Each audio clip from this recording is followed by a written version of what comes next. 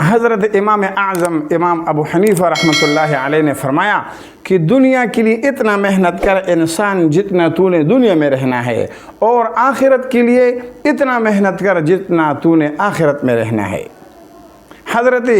امام غزالی رحمۃ اللہ علیہ نے ایک مثال پیش کیا ہے دنیا اور آخرت کے آپس میں موازنے کا، کہ دنیا کی زندگی کتنی مختصر اور آخرت کی زندگی کتنی طویل اور کتنی بڑی زندگی ہے اور لمبی زندگی ہے۔ انہوں نے فرمایا کہ اگر مثال کے طور پر رب العالمین قیامت کے دن ایک پرندے کو یہ حکم کرے کہ پرندے تم نے ہمیشہ کے لیے زندہ رہنا ہے، کبھی تم نے مرنا نہیں، اور لیکن تم نے کرنا یہ ہے کہ خشخاش کے دانوں سے رب العالمین آسمان سے زمین تک، زمین سے آسمان تک، مشرق سے مغرب، شمال سے جنوب تک پوری فضا کو رب العالمین خشخاش کے دانوں سے جو کہ بالکل باریک باریک ہوتے ہیں اور ایک مٹھی میں ہزاروں لاکھوں آتے ہیں، ان سے اس پوری فضا کو رب العالمین بھر دے اپنے قدرت سے، اور پھر اس پرندے کو کہے کہ اے پرندے تم نے 1000 سال کے بعد آنا ہے، اس سے پہلے نہیں آنا، اور 1000 سال کے بعد جب آنا ہے تو ساتھ دوسرا پرندہ نہیں لانا،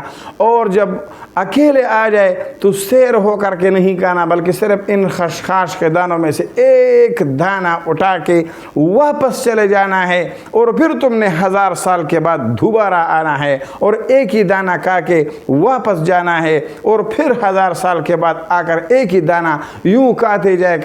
1000 سال کے بعد، اور ایک ایک دانہ کھاتے جائے، تو ایسا وقت آ جائے گا کہ یہ زمین سے آسمان تک، مشرق سے مغرب اور شمال سے جنوب تک کا پورا فضا وہ خشخاش کے دانوں سے خالی ہو جائے گی،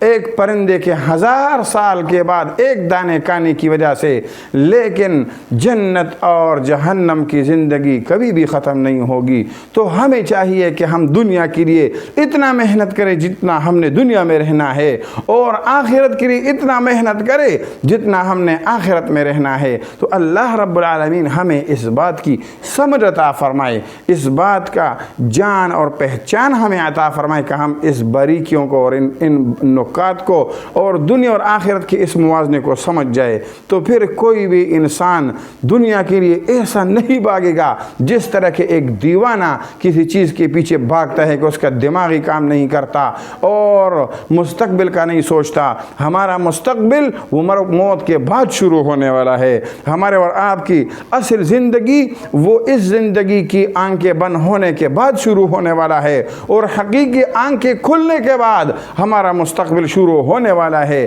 جو کہ موت کے بعد انسان کی جو آنکھیں کھلتی ہے وہ حقیقی آنکھیں کھلنا اس کو کہتے ہیں۔ اللہ رب العالمین ہم سب کو اس کی سمجھ عطا فرمائے کہ ہمارے اندر اس بات کی سمجھ آ جائے۔